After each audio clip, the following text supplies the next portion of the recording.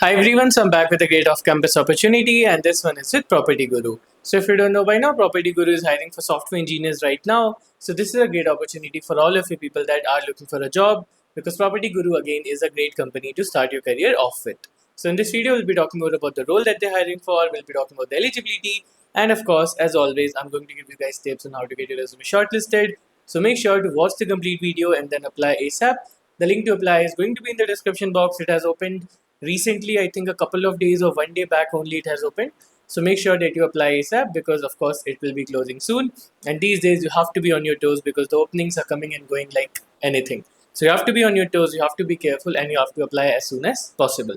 And if you're someone who's having issues with your placement journey, you're not able to get a call back with your resume, you keep on improving your resume, but you don't know what's going on, you don't know what you're doing wrong, you're unable to crack the interviews, you're unable to go past the OA, or any other sort of issues you're getting in your placement journey, then you can connect one-to-one with me, where I'll personally help you, guide you, mentor you, and make sure that you're able to do all of the right things, and make sure that you're able to get all of the information that is needed by you to crack your dream company. So you can connect one-to-one with me. The link for that is going to be in the description box. All right, coming back to this opportunity, they're looking for a graduate engineer, which is sort of their version of an entry-level software engineering position, or SD1. Of course, every company has a different terminology for it, but all of them mean the same thing, which is entry-level software engineering role. Okay, so let's start off with eligibility first. Let's not take too much time. The eligibility here is pretty simple, as long as you have a bachelor's degree in computer science or related field. So again, they've not written bachelor's of technology, they've written bachelor's of science. So whenever they've written bachelor's of, bachelor's degree, not bachelor's of technology, bachelor's of degree, bachelor's of science degree related to computer science, then any bachelor's degree with computer science is eligible. What does that mean? That means that BCA, MCA, BSCCS, all of these are also eligible. Okay. So because recently I got a comment, right, where a guy was saying that you're not bringing MCA opportunities, but the thing is, wherever it's written bachelor's of computer science, bachelor's of degree related to computer science, you are eligible if you're a BCA or MCA grad. Okay, so you have to be careful about that. If they've written bachelor's of technology, only engineering grads can apply. But if they've written bachelor's, just bachelor's, then you are eligible if your degree is related to computer science, if computer science is part of the curriculum, like BCA, MCA, BSCCS, those sort of things. Okay, but you need to have your degree. So that means that if you're 2025 grad or before, then you are eligible for this. But if you're 2026 grad, don't worry. You have so many openings right now that, of course, you have a ton of openings open for you guys right now. So it's a great time to be a 2026 grad. So I'll be bringing you guys some more opportunities, and I'll give you guys some links in the description box specifically for 26 grads. But again, this video is for 25 grad, 26 grads or other grads. You can take a look at the description box and find the link that suits you. Okay. So that is pretty much the eligibility. Moving on to the role. Now, they haven't specified a lot about the role. They haven't mentioned that this is going to be a front-end role, this is going to be a back-end role, this is going to be a DevOps role. They haven't been very specific, which is something again I dislike.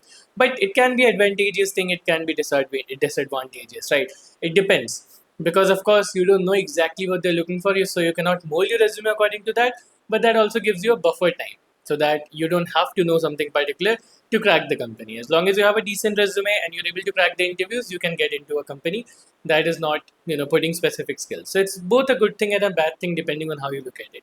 But here they've kept the specifications very, very simple, like someone who has programming knowledge with Java, C++, C Sharp, Python, something that basically this line is written by everyone who's looking for software engineers, right? So they haven't gone into the specifics of it, but this is the one line that they've put. So what I'll suggest, whenever you come across an opening like this, where they're not specifying a lot of requirements, they're not writing down a lot of skills, how do you know how to mold your resume according to that?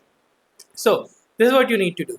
Always have 2 to 3 projects in your resume. These 2 to 3 projects will sort of satisfy all of the requirements of pretty much 99% of the companies. So what are these projects? First, keep a full stack project, because every company is looking for a full stack developer. And whenever they're not specifying, most probably they will team match you later and give you a project based on your skills later on, which is again a good thing. So keep one full stack project in your resume always, with AI integration. This is something that's going to help you so much, man. Like, you cannot imagine how much this will help you, because most of the companies are going into the AI race. If you have AI integration in your project, and I told this to a guy recently, and he was like, but I don't know Python, I don't know AI/ML. You don't have to. It is just simple AI integration. I'm not asking you to go into AI/ML. I'm asking you to integrate it into your full stack project. The tech stack of full stack project, anything it can be. I suggest React, Node, Spring Boot, Node or Spring Boot for backend. Anything is fine, right? But try to integrate AI into it. Okay. Apart from that, if you're able to have, you can put one Python project, data science, AI/ML project. Apart from that, you can put a DevOps project, Android project, whatever it is that you're interested in. But at the bare minimum, try to have one full stack project. That is sort of a necessary thing or important thing which will satisfy like 95 to 99% of the companies out there. Okay, so have high quality decent projects in your resume. That is going to help you so much. Apart from that, make sure that you have a good resume template. I've been seeing a lot of bad resume templates recently in my one-to-one resume review sessions. By the way, you can get on a resume review session with me. Again, the link for that is going to be in the description box, where I'll personally review your resume and tell you exactly what you need to change in your resume to get a call back from all of these companies. But in my recent days, in my recent resume review session, I've been seeing a lot of different templates, fancy templates, different formats. Don't use any of that. You just need to use one simple overleaf template. I'll give a link to that. Use it, and that is going to be enough. Okay, it is going to be enough for the ATS, and it is going to be enough for the human looking at it, because you have both things, right? You'll have the ATS, and then a human will also look at it. So it should be pleasing to the eyes. The person should not be having issues going to and fro in your resume, right? So use that resume template. That will help both with ATS and the human looking at it. Apart from that, make sure to have a good ATS score, put qualifying effects, work on the grammar, avoid spelling mistake, avoid inconsistent spacing. I see a lot of resume where one thing is written in one font and then one thing is written in another font and the third thing is written in another font. Don't do that. Have consistent spacing. Okay, work on your project description, make them sharp, try to add quantifying effects wherever possible. All of these things are gonna take your ATS score sky high. They're gonna bring your ATS score easily above 80%. If you just do all of these things, that alone will bring your ATS score above 80%. Okay, so do all of these things and then prepare your resume, and then you can pretty much apply for that. So again, I don't want to make this video any longer than it needs to be. That is pretty much all I have for you. If you have any other doubts or any other thing you want to ask me about, then you can let me know in the comments. Usually I give you guys a list of keywords, but again, that's not needed here because they're not asking for anything too much specific. It's more of a generic role description that they've given along with the eligibility, something that we've discussed prior to this. Okay, so yeah, that's pretty much it. Apply ASAP. And like I said, I'll bring you guys a lot more opportunities. Make sure that you're ready for that, and make sure you have editable resume template ready so you can edit it and keep applying. And make sure that you subscribe, because I'll be bringing you guys a lot more opportunities, especially for 26 grad. You're going to see a rise in hiring, and for 25 grad as well, we're going to see a lot of hiring. All you need to do is you need to be ready so that you're able to prepare for it. And I'm going to be launching a 90-day placement preparation roadmap video in a couple of days, I think on Friday probably. So make sure that you stay tuned for that as well.